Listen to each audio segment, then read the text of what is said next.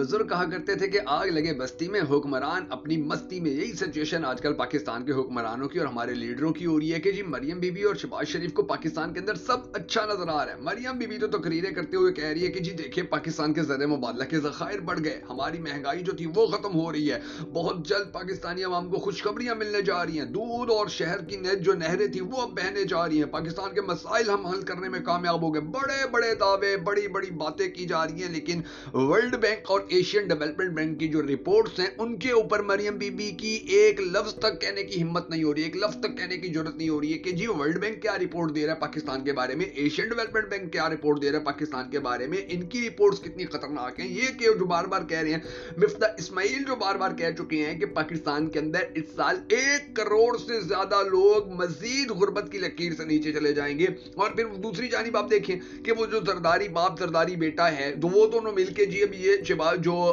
जुल्फिकार अली भुट्टो के जो यौम था, खसूसी दिन था, उसके ऊपर वो तकरीरें करते रहे और अपनी कामयाबियां बताते रहे। अच्छा आप मजे की बात सुने, कामयाबियां जी, उन्होंने कहा जी देखिए जी सेनेट का जो चेयरमैन है वो भी जियाला है, लोगों ने तालियां बजा दी। कहा जी देखे 2 सूबों में हमने हुकूमत बना ली, लोगों ने तालियां बजा दी। फिर कहते रहे जी देखें हम खिलाफ जो इमरान खान के खिलाफ है हम बड़े डट के खड़े हैं और उसको कभी कामयाब नहीं होने देंगे, जी लोगों ने तालियां बजाना शुरू कर दी। और जो सिचुएशन है, अब मैं आपको हालात बताऊं, जो जुल्फिकार अली भुट्टो है उसका नाम लेके बिलावल भुट्टो कहता रहा कि जी देखिए जैसे जुल्फिकार अली भुट्टो के खिलाफ 6 जमातें इकट्ठी हो गई थी और फिर उसको सजा दिलवाई थी, अब वही काम इस हुकूमत के खिलाफ यानी कि पीडीएम पार्ट 2 के खिलाफ फॉर्म 47 हुकूमत के खिलाफ होने जा रहे हैं कि जी इमरान खान की जो पार्टी है वो दीगर पार्टियों को अपने साथ मिला रही है। अब देखिए महमूद चकजई सारी जिंदगी पाकिस्तान पीपल्स पार्टी के इत्तेहादी रहे, अब वो भी इनके खिलाफ खड़े हुए और बड़े बड़े जो लोग हैं जो पाकिस्तान तहरीक पीपल्स पार्टी के साथ रहे, नून लीग के साथ रहे थे, वो खड़े हो गए इनके खिलाफ। अब ये जो जमातें इकट्ठी हुई हैं जो अब एहतजाज करने जा रही हैं पूरे मुल्क के अंदर, इनके अंदर मौलाना फजलुर रहमान भी शामिल हो सकते हैं। तो अब इन लोगों के बारे में जी बिलावल भुट्टो कह रहे हैं जी ये देखिए कि ये तो वही इकट्ठ हो गया जिस तरह से जुल्फिकार अली भुट्टो के खिलाफ इकट्ठ हो गया था। हालांकि ये उस इकट्ठ का हिस्सा है कि जिस इकट्ठ ने पाकिस्तान को तो बर्बाद कर दिया है। पीडीएम 1 का ये हिस्सा थे, फिर जो हमारी निगरान हुकूमत बनी उसके अंदर इन लोगों ने अपना हिस्सा लिया, अपना चंदा लिया। अब ये फिर जो पीडीएम 2 बन गई है, फॉर्म 47 हुकूमत बन गई है, इसके अंदर इन लोगों ने अपना चंदा लिया हुआ है, इसके अंदर ये मिलकर पाकिस्तान को तबाह कर रहे हैं, पाकिस्तान को लूट रहे हैं, बर्बाद कर रहे हैं। 15 साल से अंदाजा लगा लीजिए, ये 15 साल से सिंध के अंदर हुकूमत कर रहे हैं और आज सिंध के अंदर आप हालात देखिए कि वहां पे जो ह्यूमन डेवलपमेंट है, वो सेहत की जो सहूलियात देने के हवाले से खुराक की वहां पर कमी हो गई है और ये खुश किस पे हो रहे हैं जी। सरफराज भुगटी जो हमारा जियाला था, देखिए जी अब उसको कितना बड़ा उसको सेनेट चेयरमैन बनाने के अंदर, उसके अलावा और जो लोग थे उनको सेनेट चेयरमैन बनाने के हवाले से जो हमारी कोशिशें थी वो रंग लेके आ रही हैं और हम कामयाब हो रहे हैं। और बिलावल तो कहता है जी जो जुल्फिकार अली भुट्टो है वो तो कब्र से हुकूमत चला रहे हैं, कब्र से हुकूमत को गिरा देते हैं, कब्र से पाकिस्तान तहरीक इंसाफ के लोग तोड़ लेते हैं, कब्र से ही पाकिस्तान मुस्लिम लीग नून के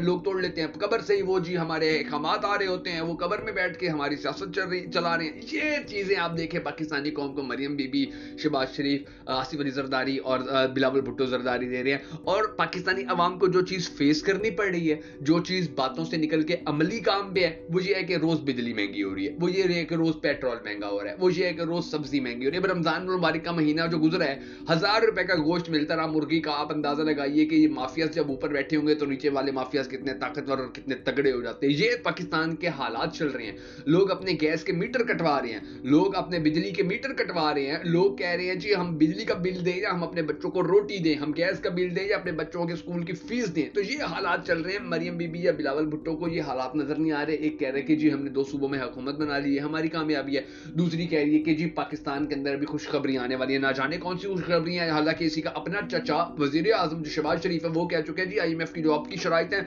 बड़ी सख्त है, वो पाकिस्तानी अवाम के लिए बड़ी मुश्किलात पैदा कर देंगी। हम सबको दुआ करनी है कि अल्लाह तबारक व तआला इस टोले से, इस माफिया से पाकिस्तानियों की हमेशा हमेशा के लिए जान छुड़ाए और पाकिस्तान का अगला वजीर आजम उस शख्स को बनाए कि जिससे पाकिस्तानी कौम बड़ी टूट कर मोहब्बत करती है और वो भी पाकिस्तानी कौम से बड़ी टूट कर मोहब्बत करता है। अगर आप भी हम सबके साथ मिलकर इस दुआ में शामिल होना चाहें तो कमेंट सेक्शन में आमीन जरूर लिख दीजिएगा और कमेंट सेक्शन में आपने ये भी जरूर बता देने कि आप आने वाले वक्त के अंदर पाकिस्तान का अगला वजीर आजम किसको देखना चाहते हैं। मैं हूं शकील हैदर और आप देख रहे हैं आपका मोस्ट फेवरेट चैनल बगा फैक्ट्स। अब नाज़रीन अगर हमें कुछ अहम तरीन बातें जो मैं आपको बताने जा रहा हूं जिसके बाद आपको अंदाजा होगा कि पाकिस्तान के अंदर चल क्या रहा है, मगर उससे पहले हमेशा की तरह आपसे रिक्वेस्ट है कि अगर आप हमारी ये वीडियो हमारे फेसबुक पेज बगा फैक्ट्स के ऊपर देख रहे हैं तो हमारे फेसबुक पेज बगा फैक्ट्स को लाइक कीजिए, हमारी इस वीडियो को लाइक कर लीजिए, हमारे पेज को फॉलो कर लीजिए। अगर आप हमारी ये वीडियो हमारे यूट्यूब चैनल पर देख रहे हैं, हमारे यूट्यूब चैनल बगा फैक्ट्स को सब्सक्राइब कर लीजिए और हमारे इस वीडियो को लाइक कर लीजिए। याद रखिएगा कि आपके इस मामूली से क्लिक से आपको फर्क नहीं पड़ता, आपके लिए फ्री होता है, हमें बड़ा सपोर्ट करता है, हमें बड़ा कॉन्फिडेंस देता है, हमें बड़ा एतमाद देता है, तो ये काम आपने जरूर कर देना है। अब आप ये देख लीजिए नाज़रीन गिरामी कि इनके अपने जो लोग थे वो इनकी पार्टियां छोड़कर, यानी कि पाकिस्तान पीपल्स पार्टी से लोगों ने निकलना शुरू कर दिया। फिर वो एतजाज सईद साहब ने कितनी काम की, कितनी जबरदस्त बात की है। उन्होंने कहा है जी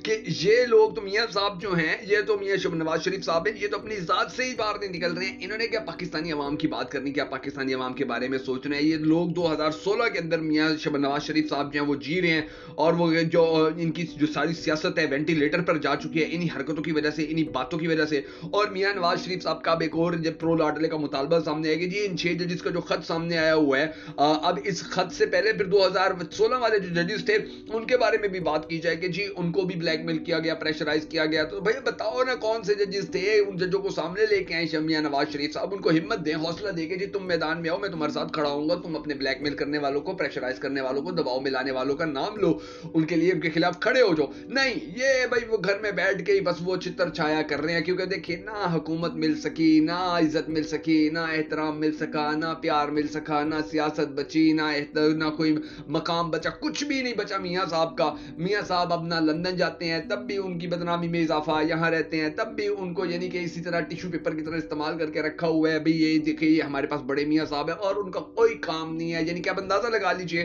कि ये जो इनको अभी तक दुख है कि जी मैं वजीर आजम नहीं बना, भाई वजीर आजम बन गया, बेटी वजीर आला बन गई, पूरे पाकिस्तान के अंदर इन्होंने इत्तेहादी हुकूमत कायम कर ली है। अगर कोई नहीं बन सका तो नवाज शरीफ साहब भी वजीर आजम नहीं बन सके और ये कहते हैं कि जी मुझे नहीं बनने दिया गया। भाई तुम्हें 2 नंबरी करके जितवा दिया गया, तुम्हें 2 नंबरी करके मुल्क बुलवा लिया गया, तुम्हें 2 नंबरी करके मुल्क का एक सियासी लीडर बनाया गया, तुम्हें 2 नंबरी करके तुम्हें इलेक्शन से एक दिन पहले वजीर आजम नवाज शरीफ का पूरे पाकिस्तान के अखबारों में ढिंडोरा पीटा गया। और तुम क्या चाहते थे? अब अगर तुम्हारा भाई वजीर आजम बन सकता है तो तुम क्यों नहीं बन सकते थे? बेटी वजीर आला बन सकती थी तो तुम वजीर आजम क्यों नहीं बन सकते थे? यानी कि अपनी नाकामियां जो हैं अब वो भी दूसरों के कंधों के ऊपर डालनी है, और ये हमेशा से डालते आए मियां नवाज शरीफ साहब। ये इनकी पुरानी आदत है, पहले एस्टैब्लिशमेंट को सारी जिंदगी इन्होंने बुरा भला कहा था, अब अदलिया के खिलाफ ये खड़े हो गए। तो ये जो मामलात हैं ये इनसे सुलझने वाले नहीं है, ये इनसे हल होने वाले नहीं। अब आप अंदाजा लगा लीजिए नाज़रीन गिरामी के सिचुएशन क्या है कि जो एक बड़े अहम शरीफ खिलजी जो बलोचिस्तान से ताल्लुक रखने वाली पाकिस्तान पीपल्स पार्टी की शख्सियत थी, वो अब वहां से छोड़ के पाकिस्तान तहरीक इंसाफ के अंदर आगे, पाकिस्तान पीपल्स पार्टी को छोड़ के, और उन्होंने कहा है कि जी अब मैं भरपूर तरीके से पीटीआई के लिए काम करूंगा। फिर हमाद अजहर ने भी अब देखिए ऐलान कर दिया, उन्होंने कहा जी